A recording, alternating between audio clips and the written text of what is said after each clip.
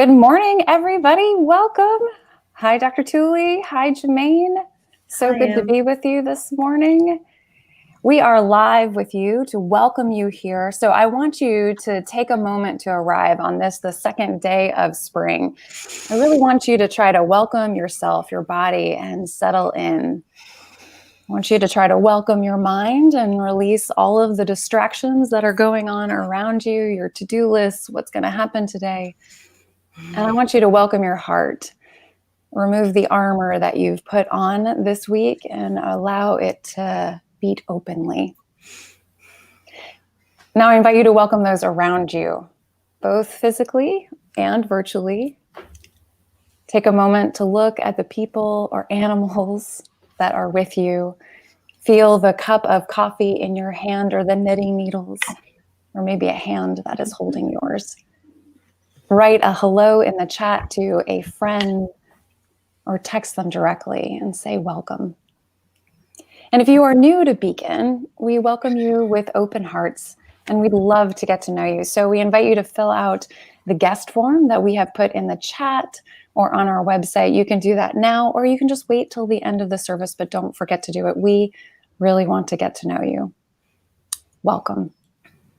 We begin this sacred hour in this month of deep listening with a moment of silence for the 8 lives that were murdered this week in Atlanta in senseless violence rooted in our nation's history of oppression.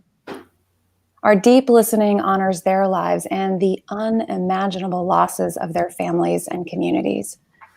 Our deep listening is a commitment of solidarity with our Asian American Pacific Islander members, family, friends, and community. It is rooted in an ethic of love, setting our intentions, and guiding our actions toward beloved community, with a very real understanding that I am not free and you are not free until we are all free. So let us come together in this moment of silence, holding one another.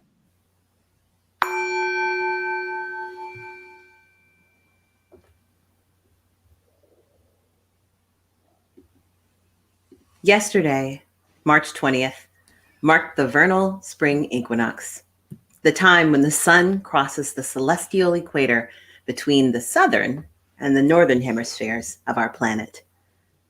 This morning's call to worship is a reminder for all of us to stop, appreciate, and care for the interdependent web of life of which we are a part. The earth is our garden, a thing of beauty, a poem that's being written not only in words, but also in color, breaking through the thawing winter soil. It can be found in the brush strokes of the wind's whisper, the swoop of the soaring bird, a crocus petal, a gentle rain, the lingering of warm sunlight on our skin.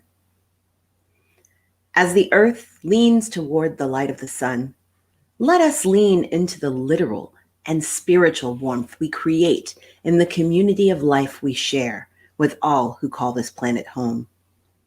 The green, emerging, and new. The weathered, established, and wizened.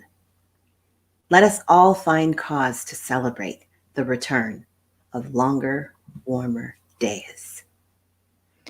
As we settle into this time of worship together, let us light our chalice, symbol of our faith.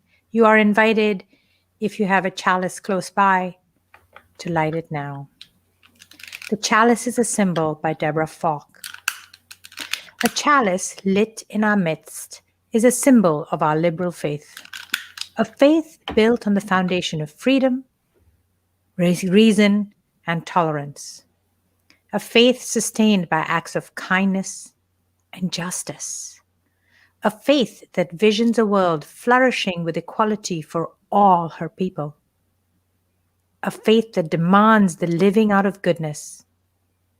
A faith that requires thoughtfulness.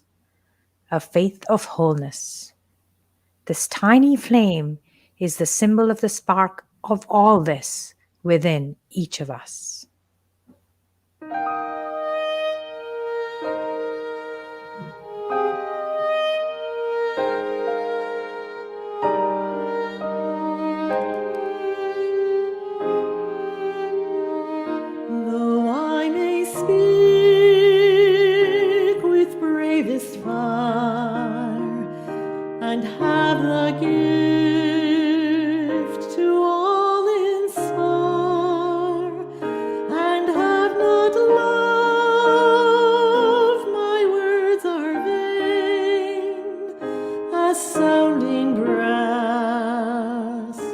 and hopeless gain.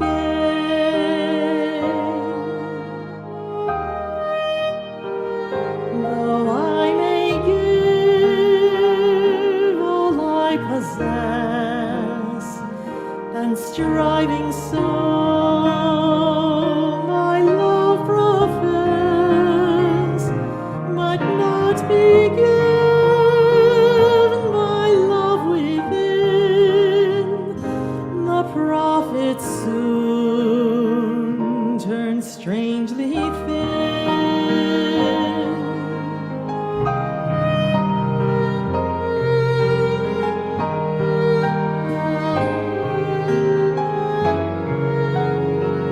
Come, Spirit, come, our hearts control, our spirits long to be made whole. Let inward love guide every deed. By this we worship and are free.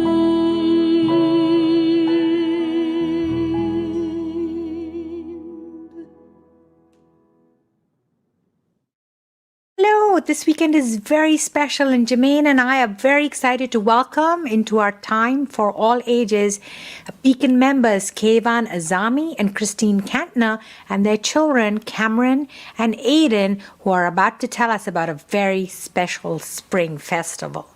Today is March 21st, and yesterday was the spring equinox. That means there was an equal amount of daylight as there was darkness.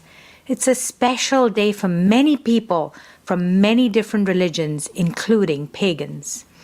It is especially important for people like Kayvan, who grew up in Iran or Persia, where they celebrate the Persian New Year called Nowruz. Today, people all over the world with Persian roots and Iranian heritage celebrate Nowruz. As Unitarian Universalists, it's important for us to learn about the religions of the world, to discover and explore the similarities as well as the unique practices of the world's religions. Next week, Passover. When we discover similarities, we feel less alone. Kayvan and his family are going to tell us about a little bit what it was like growing up celebrating Nowruz. We're getting ready to celebrate Nowruz. Growing up, one of the most exciting things about Nowruz was getting together with family. We'd always go to my grandparents' house, and Nowruz happens at a different time every year because it's the moment that the sun passes the equator. Sometimes you'd be waiting up till 1 o'clock in the morning, sometimes you'd wake up really early at 5 a.m. So that was always a lot of excitement in the house. And getting ready for Nowruz involves spring cleaning, getting new outfits, and of course buying lots of cookies and nuts that you have always on the table, on your half-seen table. And the first couple of days of Nowruz, you have a lot of visitors, family and friends come and visit you all day long. And on the 13th day, it's bad luck to stay home. So everybody gets ready and goes out for a big picnic and an exciting day out. So those were always, lots of fun memories growing up. And now Aiden and Cameron are going to talk about some of the Nowruz traditions. Aiden? The night before the last Wednesday, the Nowruz year, we celebrate another fun Nowruz tradition, Chal Sham Bear Tuli. We get together, jump with all friends and build bonfires to jump over. Jumping over fires is an old tradition that we do to get rid of any bad energy or feelings for the new year. In the house, everyone will set up a special table called the half scene or the 7S table. The half scene will have 7 items that begin with the sound S in first C. The table will have coins, CK, coins, sesame seeds, vinegar, garlic, sumac, apples, wheatgrass. If you want, you can get a pet goldfish. I was lucky to be able to celebrate Nowruz in Bombay, now called Mumbai, because many of our friends were Zoroastrians and from Iran. The most exciting part of the celebration for me was the Haft scene table that you saw in the little movie that Kevan and his family shared. We are going to show you a Haft scene table at 11 o'clock. You are all invited. At Beacon, we are talking about our deeds and our actions. Our deeds and our actions don't just come out of thin air. They are grounded and based in our values. Nowruz offers us an opportunity to reflect on our actions, what we have learned from them, how they shape us moving forward, to set our intentions. So join us to celebrate Nowruz at 11 o'clock. Bye. For our meditation this morning, we spent some time considering where we are in our physical selves, in our emotional selves, in our psychic selves, observing and noticing if what we experience echoes and reflects what is happening around us. Here in the Northern Hemisphere, as the earth turns towards the sun, our days are lengthening.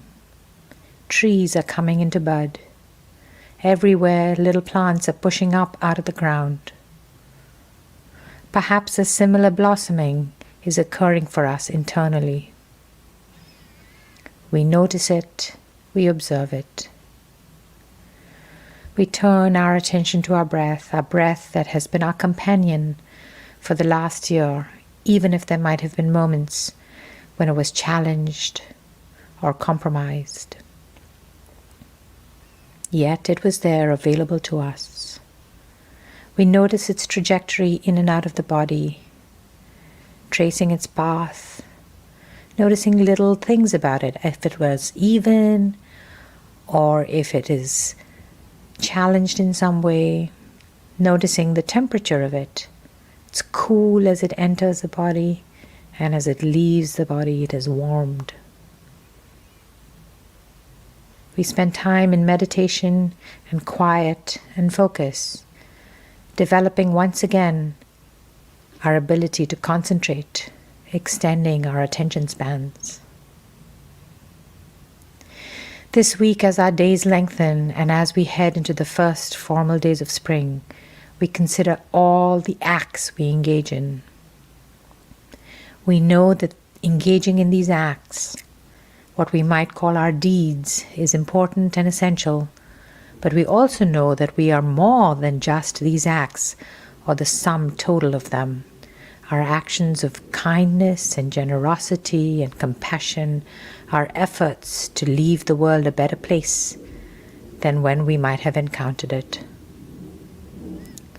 Being in relationship with others, being in community, allows us the strength that is necessary, the fortitude that is essential to engage in acts of goodwill, kindness, and compassion.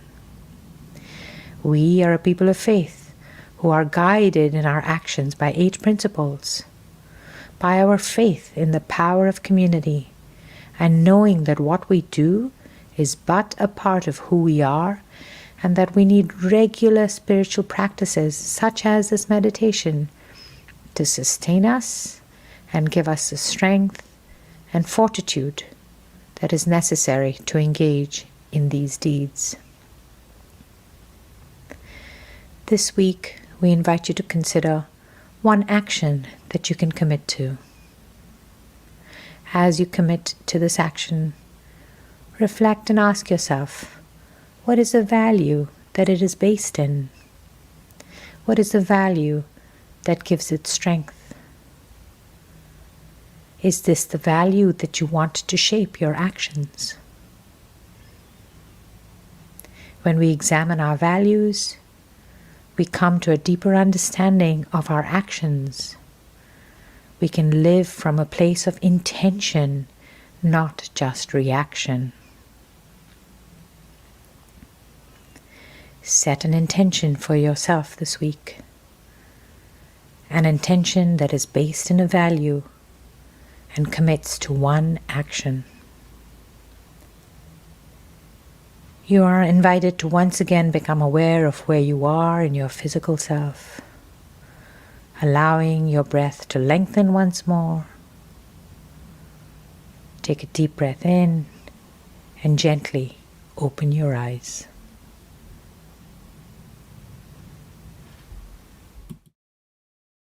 Each Sunday at Beacon, we invite one another to light a candle for sorrow, joy, grief, or celebration. We light a candle for peace, peace in the world, peace within our country, peace within ourselves. We light a candle for healing, for friends, family, or people we don't even know who lost loved ones from COVID-19 or some other disease in the past 12 months. We light a candle for people with underlying conditions who lived in fear over the past year that they would come down with COVID. Or we also light a candle to celebrate the unexpected possibilities of the moment. Travel, a new baby, the luck of having had those 2 important vaccinations so we can hug our grandchild or just hug our friends. On this second day of spring, we also celebrate the longer, warmer afternoons, the tree buds about to burst into green, the little snowdrops pushing their white, pretty heads above the ground. We invite you to light a candle in your home. We also hope you'll lift up a name in the chat. As we begin the kindling of light, we draw attention to the 2,655,000 people worldwide who have died of COVID. We mark a moment of silence for these lives, the impact of COVID across the world, in our country, and within our Beacon community.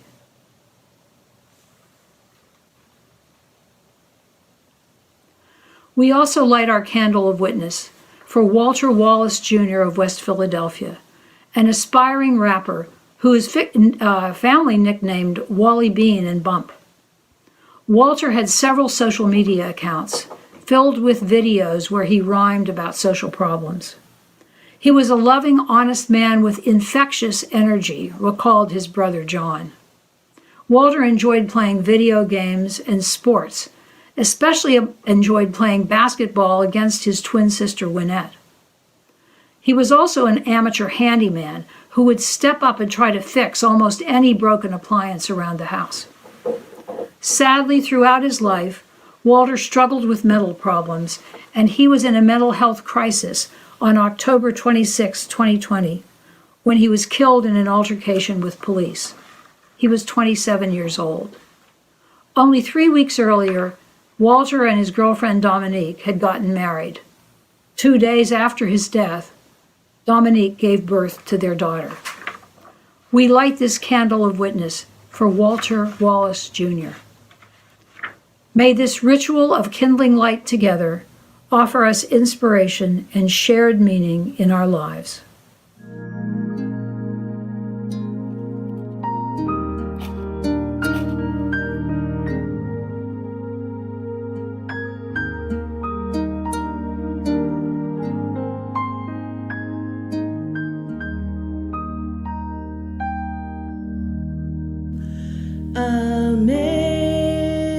Amazing grace, how sweet the sound that saved a wretch like me. I once was lost, but now am found, was blind, but now I see.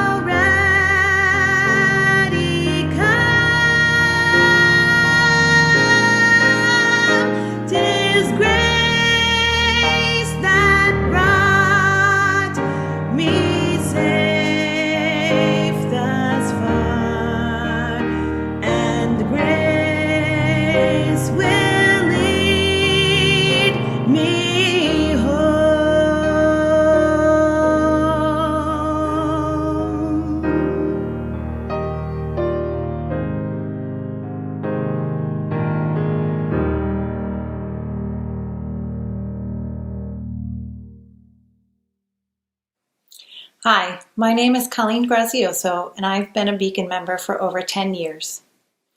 I was asked to tell you a little bit about what Beacon's involvement with Chancellor Avenue School in Irvington has meant to me and my family. So first a little history, and then a little story. My husband and I have 2 daughters, now aged 19 and 14, and when they were younger I was very involved in their elementary school PTO. I first learned about Beacon's involvement with Chancellor Ave School through my neighbor Brian Halpin, who had worked with the principal of Chancellor Ave and a teacher at my kids' elementary school.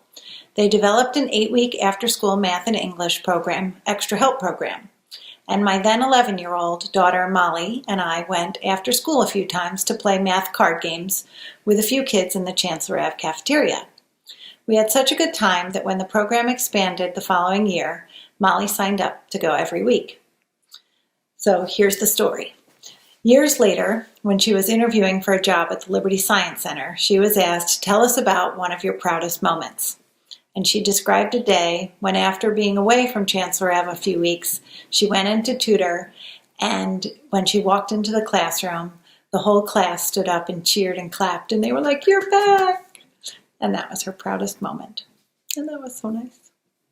So, anyway, in more recent years, I've joined the Beacon Chancellor Ave leadership team, and I've facilitated our annual partnership program, which matches Beacon families with Chancellor Ave families to give them a winter coat, a holiday gift, and a book.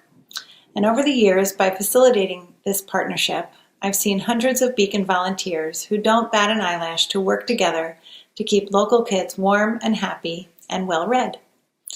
And through the years, I've also helped organize author visits at Chancellor Ave. I've helped renovate and paint the Teacher's Lounge. I've volunteered at their book fair, gone to game nights, manned a booth at their spring carnival. I've made friends with Chancellor Ave staff and become closer with many, many Beacon members. And thanks to Regina Carlson, I am also an expert now on organizing gift wrapping stations at holiday bazaars. Our partnership with the Chancellor Ave community makes me and my family proud of how we choose to spend our time. And it's brought me a lot of joy and a lot of friends throughout the years. So the truth is that we create this community called Beacon together, you and me, us. Our mission comes alive through our relationships, our voices, our leadership, and our gifts. Now we move into a time where we give generously to support making that mission come alive in our lives and in the world. In a minute, you'll see ways to contribute to Beacon. We invite you to lean into this practice of generosity. I know firsthand it makes a difference. Thank you.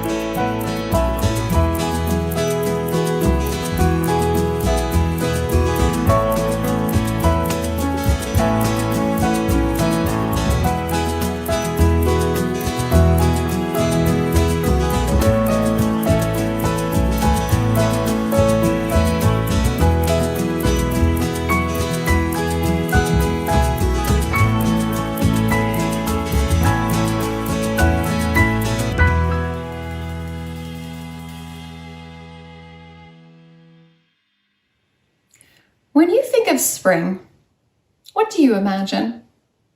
Close your eyes and take a moment to imagine spring for you. Here in the Northeast, we tend to imagine May when we think of spring, not March. Images of nature in its full glory, new life in abundance, life in every conceivable color. We forget about the mud and the muck, as Quaker teacher Parker Palmer describes early spring. He writes, "I have walked in the early spring through fields that will suck your boots off. A world so wet and woeful that it makes you yearn for the return to ice." Tuesday in New Jersey, the low was 32 degrees and the high was 34 degrees. the sky cloud covered with a dampness that hung in the air and went straight to your bones. I remember thinking, early spring. That day, I attended my first class, Respond to the Call. It's a gathering of white, anti-racist spiritual leaders supporting one another as we work toward collective liberation. Our co-facilitator, Chris Crass, shared his own story in his early days when he learned about the potential harm that he could inflict upon people of color just through his own blindness. At one point, he felt like the best thing that he could do for the world was actually not go out. As a white person and also as a man, he should just stay home and hide under the blankets. That was going to be better for everyone. As a white spiritual leader, I must confess, I have felt like hiding underneath my desk, that my words were going to do more harm than good. I have wondered, how will my words from the pulpit or in prayer, how will my actions, immersed as I know they are in a white supremacy culture, how much will they actually cause harm, especially for our members of color, our trans youth and adults, our differently abled? What harm will I do? How can I serve as a minister? Well, beloved, neither Chris Crass nor I could serve well if we were to remain hidden. Talk about mud and muck. Instead, we are risking stepping in it. White people, says James Baldwin, have quite enough to do in learning how to accept and love themselves and each other. And when they have achieved this, which will not be tomorrow and may very well be never, the Negro problem will no longer exist, for it will no longer be needed. In preparation for our first gathering, I had to map my racial justice journey. I encourage you to do so. 20 years ago, this winter, I attended a gathering at my Unitarian Universalist seminary called Catalysts for Change. The organizers invited alumni of color to return and to share their experiences during seminary. Over 2 days, they sat in chairs in an inner circle and talked to one another, telling one another their stories of immense pain at the hands of fellow students and faculty. The current students and faculty, like I was, sat around them in an outer circle, listening and bearing witness. Listening and bearing witness. At that time, I could only hear and begin comprehending their stories through the perspective of individual and interpersonal racism. So therefore, I wondered, how did this happen? How could those people at our seminary, how could they perpetuate such acts and be people, even leaders who profess our values? It's not like these stories have not surfaced before. Indigenous, Black Americans, non-white immigrant Americans have been sharing these stories, revealing what they know firsthand for quite some time. Yet too often, white Americans don't believe them. We often don't listen because, as we know now from Isabel Wilkinson, only one story can be true in a caste system, and that is the dominant caste story. Therefore, America has told a story of equality for everyone while living a reality of not just inequality, but enslavement and genocide. We said one thing, we did another. And Jesus said, "By their fruits shall you know them." Back in the 18th and 19th centuries, Orthodox Christianity disregarded Jesus' teaching, placing the emphasis on right belief. This is a believe, behave, belong model of religion. Believe, behave, belong. If we have the right beliefs, then right actions will follow. And then, and only then, we will belong in the kingdom of God. This, however, disregards human behavior. Just as a present day example, credit card companies have discovered that if a person carries $2,000 of debt with a $3,000 credit limit, they'll probably have $4,000 of debt if the credit limit is raised to $5,000.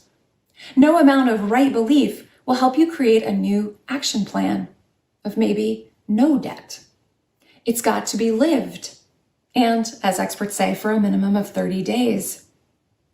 Liberal Christianity went a different way, declaring that what mattered was right action.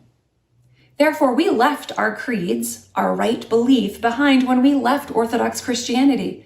In Unitarian Universalist congregations to this day, there is no statement of belief in order to belong. We are known for what we do in the world. Which reminds me of a story. Straight out of college, I wanted my actions to speak for my life. So I enrolled in the Volunteers in Service to America, VISTA, and was placed at Habitat for Humanity in Greenville, South Carolina, where I had gone to college. We were building 15 to 20 houses a year, all funded and built by white, wealthy Protestant churches, sold to mostly Black single mothers in a subdivision nestled in the heart of a neighborhood of poor, white, working-class folks. Looking back now, I have to be honest, I was clueless. About 2 years into my 3-year gig, I remember a conversation between the Habitat founder and Black ministers in Atlanta. He asked them why their churches weren't funding and building Habitat houses like the white congregations, especially since so many Habitat families were Black. I remember the Black clergy looking at one another, silently communicating. Should we be honest? Should we tell them? They took a risk.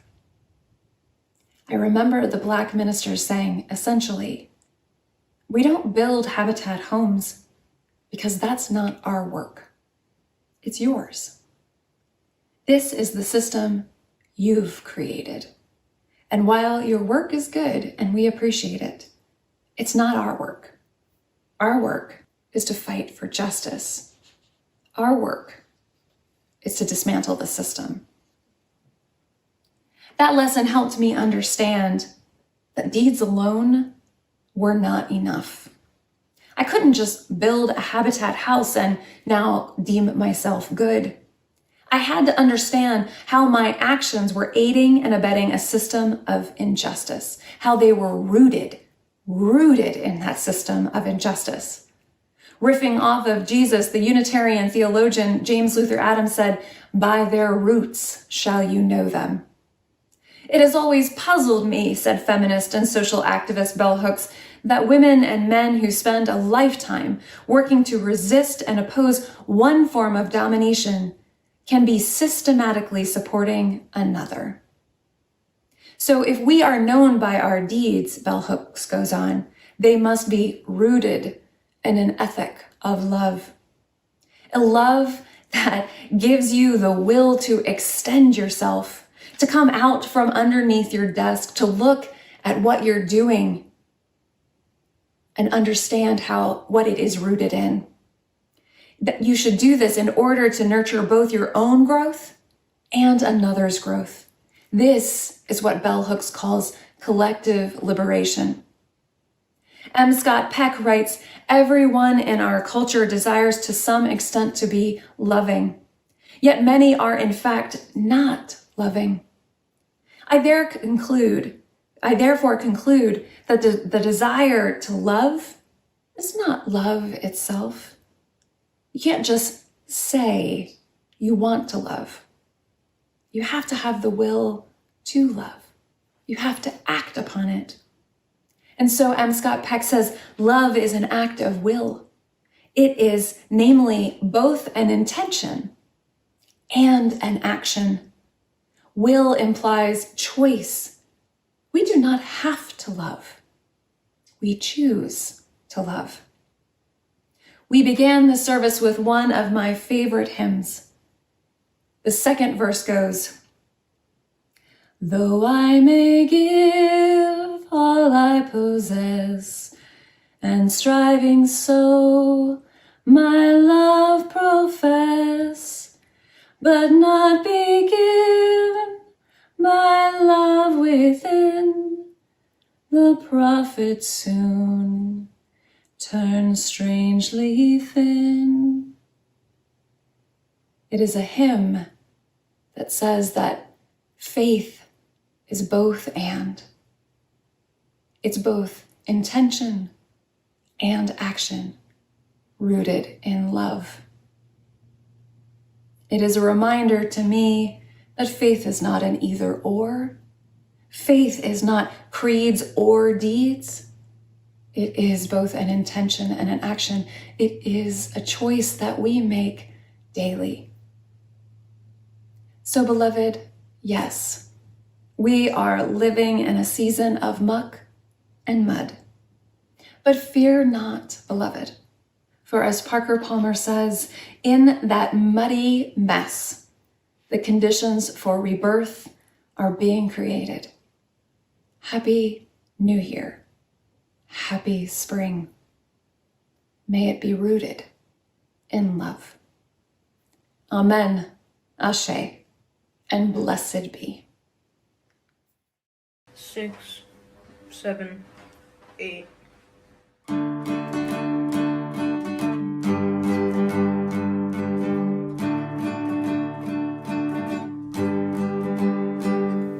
Though below me I feel no motion, standing on these mountains and plains, far away from the rolling ocean, still my dry land heart can say, I've been sailing all my life now, never harbor or port have I known.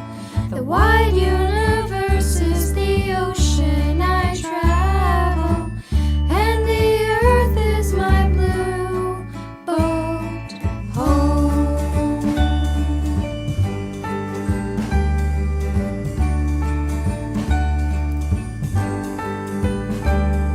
Sun, my sail, and moon, my rudder, as I plied the starry sea, leaning over the edge in wonder, casting questions into the deep, drifting here with my ship's companions, all we kindred pilgrim souls, making our way by the lights of the heavens in a beautiful blue boat home.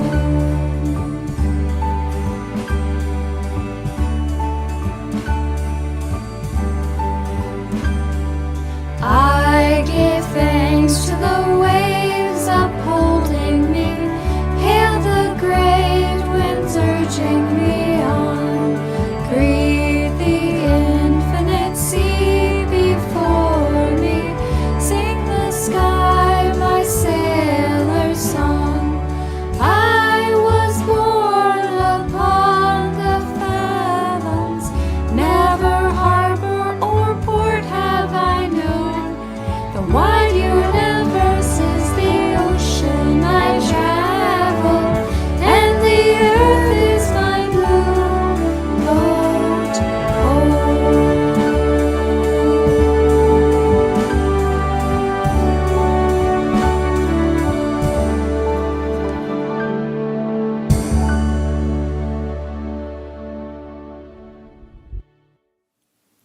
Come, Spirit, come, our hearts control, our spirits long to be made whole. Beloved, as we move into this 54th week of being apart, let us remember that through our living and our loving, as the youth like to say, we maintain connection with the diversity of citizens on this blue boat we all call home. We kindred are mighty when we work together. I invoke the words of the Reverend Leslie Takahashi. In all that we have ever loved, and in all we have ever been, It stands with us on the brink of all we aspire to create. A deeper peace, a larger love, a more embracing hope, a greater generosity of spirit, a deeper joy in this life we share. Beacon, let inward love guide every deed. By this we worship and are freed. And remember, spread grace, love, and friendship to everyone you encounter this week, be they online or 6 feet away. Amen, Ashe, and blessed be.